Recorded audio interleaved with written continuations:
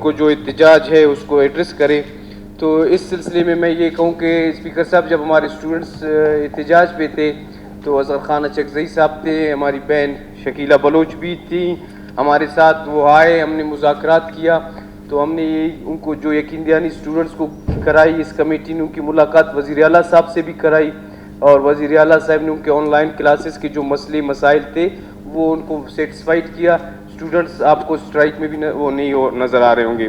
باقی جو ثنا صاحب نے بات کی, ہمارے دوسرے جو یونینز ہیں جنہوں نے اسٹرائک کی ہے ان کی بھی بات بالکل ٹھیک ہے, لیکن ثنا صاحب کو یہ میں بتا دوں کہ ان کے ساتھ جس کمیٹی میں کم از کم میں ہوا ہوں, ریٹرن میں کوئی بات نہیں ہوئی ہے.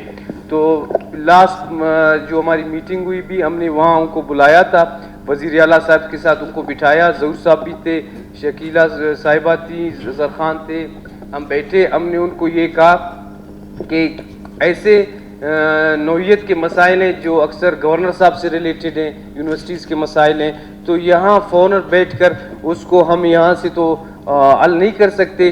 اس کو آپ لوگ اپنا یہ احتجاج ختم کریں, ہمیں تھوڑا سپیس دے دیں.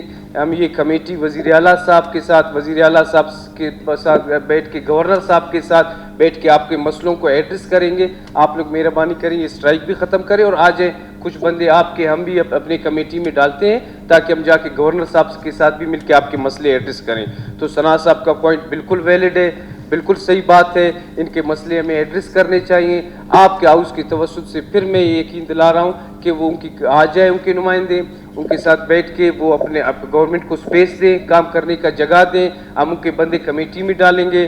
ہمارے کمیٹی کے پہلے ممبر ظہور صاحب بھی ہیں, اظہر خان صاحب, ہم وزیر اعلیٰ صاحب کے ساتھ, گورنر صاحب کے ساتھ بیٹھ کے ان کے مسئلوں کو ضرور ایڈریس کریں گے انشاءاللہ. شکریہ. جی